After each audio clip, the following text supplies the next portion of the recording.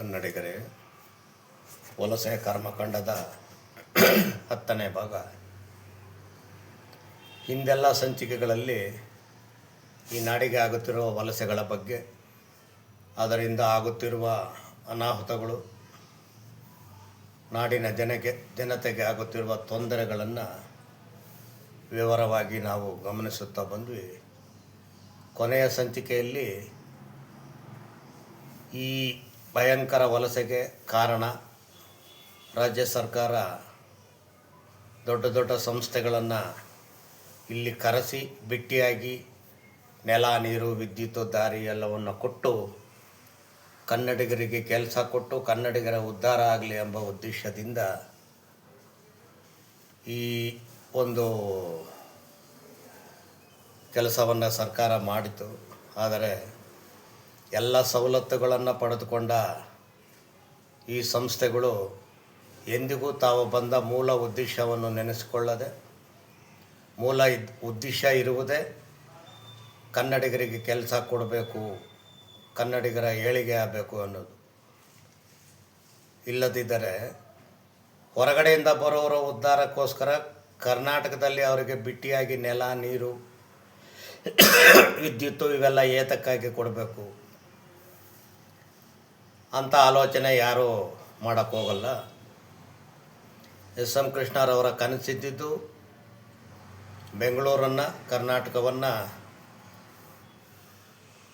ತಾಂತ್ರಿಕವಾಗಿ ಮೇಲ್ಮಟ್ಟಕ್ಕೆ ತರಬೇಕು, ಬೆಂಗಳೂರಿನ ಸಿಂಗಪೂರವಾಗಿ ಮಾಡಬೇಕು, ಕರ್ನಾಟಕದ ಜನತೆ ಹೆಚ್ಚಿನ ಕೆಲಸ ಸಿಕ್ಕು ಅವರ ಬದುಕು ಹೆಚ್ಚು ಹಸನಾಗಬೇಕು ಅನ್ನೋ ಒಂದು ಉದ್ದೇಶ ಅವರಿಗಿದ್ದಿದ್ದು. ಅದಕ್ಕಾಗಿ ಅವರು ಹೊರ ಸಂಸ್ಥೆಗಳನ್ನು ಕರೆಸಿ ಅವರಿಗೆ ಎಲ್ಲ ರೀತಿಯ ಸವಲತ್ತುಗಳನ್ನು ಬಿಟ್ಟು ನೆಲ, ನೀರು, ವಿದ್ಯುತ್ತು, ಗಾಳಿ ಮತ್ತು ನಮ್ಮದೇ ಬ್ಯಾಂಕುಗಳಲ್ಲಿ ಸಾಲ ಎಲ್ಲವನ್ನು ಕೊಡಿಸಿದ್ರು. ಇನ್ನು ಅವ್ರದ್ದೇನಿದೆ, ಅವರು ಮಾಡಬೇಕಾದದ್ದೇನು ಅಂದರೆ ಅವರ ತಾಂತ್ರಿಕತೆಯಲ್ಲಿ ಇಲ್ಲಿರುವ ಜನರನ್ನು ಬಳಸಿಕೊಂಡು ಅದರಲ್ಲಿ ಅವರಿಗೆ ಸಂಪಾದನೆ ಮಾಡಿ ಜನರ ಬದುಕನ್ನು ಏಳಿಗೆ ಮಾಡಬೇಕಿತ್ತು. ಆದರೆ ಎಲ್ಲವನ್ನು ಬಳಸ್ಕೊಂಡ್ರು, ಬಿಟ್ಟಿಯಾಗಿ ಬರುವಂತಹ ಎಲ್ಲ ಸವಲತ್ತುಗಳನ್ನು ಬಳಸ್ಕೊಂಡ್ರು. ಸರ್ಕಾರದ ಒಂದು ಆಶಯದಲ್ಲಿ ಸಾಲಗಳನ್ನು ಪಡೆದ್ರು, ದೊಡ್ಡ ದೊಡ್ಡ ಸಂಸ್ಥೆಗಳನ್ನು ಹುಟ್ಟಾಕಿದ್ರು. ಆದರೆ ಮೂಲ ಉದ್ದೇಶ ಇದ್ದಿದ್ದು ಕನ್ನಡಿಗರಿಗೆ ಕೆಲಸ ಕೊಡಬೇಕು ಅಂತ. ಅದೊಂದನ್ನು ಮಾತ್ರ ಅವ್ರು ಮಾಡಲಿಲ್ಲ. ಸರ್ಕಾರ ಅದನ್ನು ಕೇಳಲೆ. ಇದು ಎಂತಹ ವಿಚಿತ್ರ ಅಂದರೆ, ಯಾವ ಉದ್ದೇಶಕ್ಕೋಸ್ಕರ ಇವರು ಎಲ್ಲ ಸವಲತ್ತುಗಳನ್ನು ಕೊಟ್ಟರು, ಆ ಉದ್ದೇಶನೇ ಅವರು ಮಾಡದಿರ ತಮಗೆ ಬೇಕಾದಂತೆ ನಡ್ಕೊತಾ ಇದ್ರು. ಸರ್ಕಾರ ಆ ಕಡೆ ಗಮನ ಕೊಡಲಿಲ್ಲ, ಅಥವಾ ಗಮನ ಕೊಟ್ಟೂ ಬೇಕಾಗಿ ಸರ್ಕಾರ ಸುಮ್ಮನಾಯಿತು. ಏತಕ್ಕಾಗಿ ಅನ್ನೋದು ಸರ್ಕಾರವೇ ಹೇಳಬೇಕೆ ಹೊರತು ನಮಗಂತೂ ಅರ್ಥವಾಗಲ್ಲ. ಇವಾಗ ಮೂಲ ಉದ್ದೇಶ ಇದ್ದಿದ್ದು ಕನ್ನಡಿಗರಿಗೆ ಕೆಲಸ ಕೊಡಬೇಕು ಅಂತಲ್ವ. ಯಾರು ಕೆಲಸ ಕೊಟ್ಟಿದ್ದಾರೆ?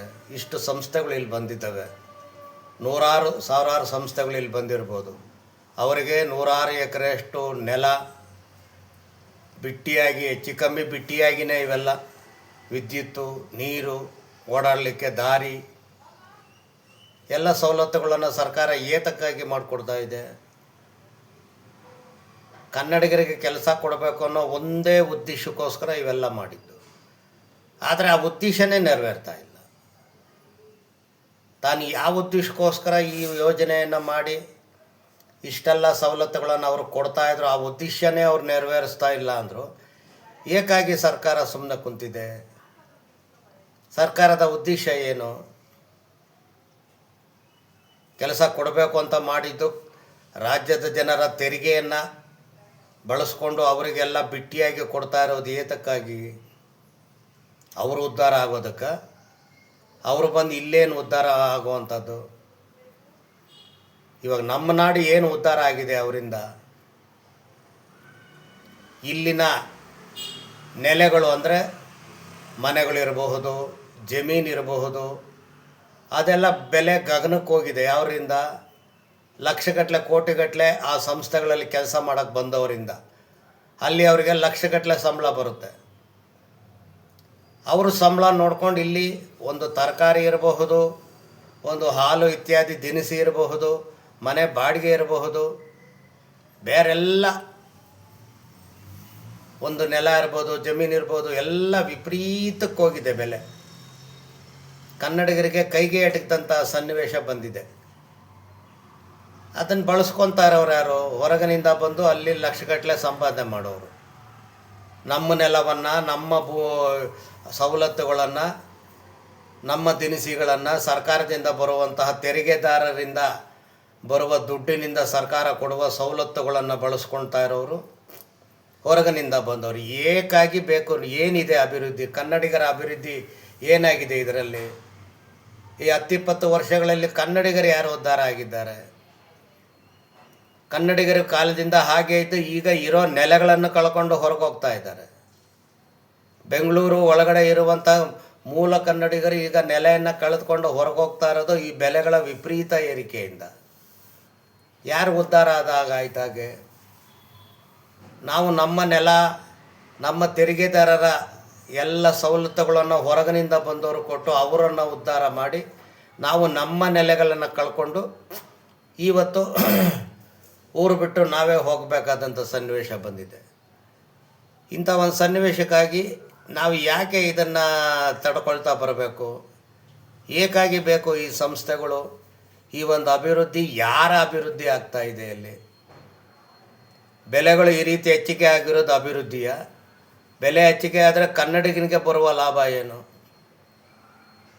ಕನ್ನಡಿಗ ಇವಾಗ ಬೆಂಗಳೂರಲ್ಲಿ ಸಣ್ಣ ಪುಟ್ಟ ಊರುಗಳಲ್ಲಿ ಮೊದಲಲ್ಲಿ ಇದ್ದಂತಹ ಕನ್ನಡಿಗರು ಆ ನೆಲೆನ ಕಳ್ಕೊಂಡು ಹೊರಗಡೆ ಹೋಗ್ತಾ ಇದ್ದಾರೆ. ಯಾಕಂದರೆ ಬೆಲೆ ವಿಪರೀತ ಆಯಿತು, ಬಾಡಿಗೆ ವಿಪರೀತ ಆಯಿತು, ದಿನಸಿ ಪದಾರ್ಥಗಳು, ಸಾರಿಗೆ, ವಿದ್ಯುತ್ತು ಎಲ್ಲ ಬೆಲೆ ಏರ್ತಾ ಬಂತು. ಯಾಕಂದರೆ ಅವ್ರಿಗೆ ಲಕ್ಷಗಟ್ಟಲೆ ಸಂಪಾದನೆ ಇದೆ. ಇಲ್ಲಿನ ಜನರಿಗೇನಿದೆ? ಇಲ್ಲಿನ ಜನರಿಗೆ ನೀವು ಕೆಲಸ ಕೊಟ್ಟು ಇವರಿಗೆ ಲಕ್ಷಗಟ್ಟಲೆ ನೀವು ಸಂಬಳ ನೀವು ಕೊಟ್ಟಿದ್ದಿದ್ರೆ ಇಲ್ಲಿನ ಜನರ ಜೀವನ ಮಟ್ಟ ಮೇಲೆ ಇರ್ತಾ ಇತ್ತು. ನೀವು ಕೆಲಸಕ್ಕೆ ತಗೊಂಡಿಲ್ಲ. ಹೊರಗಡೆ ಸಂಸ್ಥೆ ಇರಲಿ, ಕನ್ನಡದವರು ಸ್ಥಾಪನೆ ಮಾಡಿದಂಥ ಸಂಸ್ಥೆಗಳಲ್ಲೂ ಕನ್ನಡಿಗರಿಗೆ ಕೆಲಸ ಇಲ್ಲ. ಕೇಳಿದೆ ಪ್ರತಿಭೆ ಮೇಲೆ ಕೊಡ್ತೀವಿ ಅಂತಾರೆ. ಏನು ಕನ್ನಡಿಗರಿಗೆ ಪ್ರತಿಭೆ ಇಲ್ವಾ? ಹೊರದೇಶದಲ್ಲಿ ನೆಲೆಸಿರುವಂಥ ಕನ್ನಡಿಗರೇನು ಮುಟ್ಟಾಳ್ರ ಹೋಗಲ್ಲಿ ನೆಲೆಸಿರೋರು? ಪ್ರತಿಭೆ ಇಲ್ಲದೆ ಹೊರದೇಶದವರು ಕನ್ನಡಿಗರ ಕೆಲಸಕ್ಕೆ ಕರ್ಕೊತಾರ? ಯಾವುದೇ ಪ್ರತಿಭೆ ಇಲ್ಲದೆ ಅಷ್ಟು ದೊಡ್ಡ ದೊಡ್ಡ ಕೆಲಸ ಹೊರದೇಶಗಳಲ್ಲಿ ಕನ್ನಡಿಗರು ಮಾಡ್ತಾವ್ರೆ. ಯಾಕೆ? ಹೊರಗಿನ ಸಂಸ್ಥೆಗಳೇನು ಬುದ್ಧಿನ ಕಳ್ಕೊಂಡ ಮುಟ್ಟಾಳ್ರ ಸಂಸ್ಥೆಗಳು ಅವೆಲ್ಲನೂ. ಆ ಲೆಕ್ಕಕ್ಕೆ ಕನ್ನಡಿಗರಿಗೆ ಏನು ಪ್ರತಿಭೆನೇ ಇಲ್ಲ, ಕನ್ನಡಿಗರಿಗೆ ಯೋಗ್ಯತೆಯೇ ಇಲ್ವ ನಿಮ್ಮ ಲೆಕ್ಕದಲ್ಲಿ? ಬೇಡ ಬಿಡಿ, ನಮಗೆ ಯೋಗ್ಯತೆ ಇಲ್ಲ, ನಿಮ್ಮ ಮಟ್ಟದ ಯೋಗ್ಯತೆ ನಮಗೆ ಬೇಕಾಗಿಲ್ಲ, ನಿಮ್ಮ ಸಂಸ್ಥೆನೂ ಬೇಕಾಗಿಲ್ಲ, ನೀವು ಉದ್ಧಾರ ಮಾಡೋದು ನಮಗೇನಕ್ಕೆ ಬೇಕಾಗಿದೆ? ಇನ್ನು ಸಾಕು ಮಾಡಿ, ಇನ್ನು ಸಂಸ್ಥೆಗಳು ಬೇಡ. ಇರೋದು ಹೋದರೂ ನಮಗೇನು ತೊಂದರೆ ಇಲ್ಲ. ಇರೋ ಸಂಸ್ಥೆಗಳೆಲ್ಲ ಹೋದರೂ ಕನ್ನಡಿಗರಿಗೆ ಯಾವುದೇ ಒಂದು ತೊಂದರೆ ಆಗಲ್ಲ. ಯಾಕಂದರೆ ಅವರಿಂದ ನಾವು ಏನು ಪಡ್ಕೊಂಡಿಲ್ಲ, ಕನ್ನಡಿಗರಿಗೆ ಅವ್ರು ಏನು ಮಾಡಿಲ್ಲ. ಇನ್ನು ನಮ್ಮ ಎಲ್ಲ ಸವಲತ್ತುಗಳನ್ನು ಕನ್ನಡಿಗರಿಗೆ ತೆರಿಗೆ ದುಡ್ಡನ್ನು, ಕನ್ನಡಿಗರಿಗೆ ನೆಲವನ್ನು, ನೀರನ್ನು, ವಿದ್ಯುತ್ತನ್ನು ಬಳಸ್ಕೊಂಡು ನಮಗೇನು ಕೊಡದೆ ಅವರು ಯಾವ್ಯಾವೋ ಪರದೇಶಗಳನ್ನೆಲ್ಲ ತಂದು ತುಂಬಿ ಇಡೀ ನಾಡನ್ನೇ ನಾಶ ಮಾಡ್ತಾವ್ರೆ. ಆದಷ್ಟು ಬೇಗ ಈ ಸಂಸ್ಥೆಗಳೆಲ್ಲ ಇಲ್ಲಿಂದ ಹೋದರೆ ನಾವು ನೆಮ್ಮದಿಯಾಗಿ ನಮ್ಮ ಬದುಕನ್ನು ನಾವು ಬದುಕೊಳ್ತೀವಿ. ಸಾವಿರಾರು ವರ್ಷದಿಂದ ಬದುಕಿರೋವಂಥ ಕನ್ನಡಿಗರಿಗೆ ನೀವು ಬಂದು ಬದುಕಲು ಹೇಳ್ಕೊಡ್ಬೇಕಾಗಿಲ್ಲ. ನೀವು ನಿಮ್ಮೂರಲ್ಲಿ ತಿನ್ನಕ್ಕಿಲ್ಲದೆ ಬಂದವರು ಇಲ್ಲಿ ನಾವು ನಿಮ್ಮನ್ನು ಉದ್ಧಾರ ಮಾಡಿದ್ದೀವಿ ಅನ್ನೋ ದುರಹಂಕಾರದ ಮಾತುಗಳೆಲ್ಲ ಇನ್ನು ಮೇಲೆ ಬೇಡ.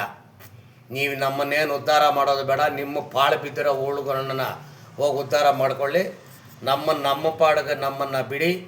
ನಮ್ಮ ಬದುಕು ನಾವು ಬದುಕೊಳ್ತೀವಿ. ನಿಮ್ಮ ಉದ್ಧಾರನೂ ಬೇಡ, ನಾವು ನಿಮ್ಮಿಂದ ನಾಶವಾಗೋದು ಬೇಡ.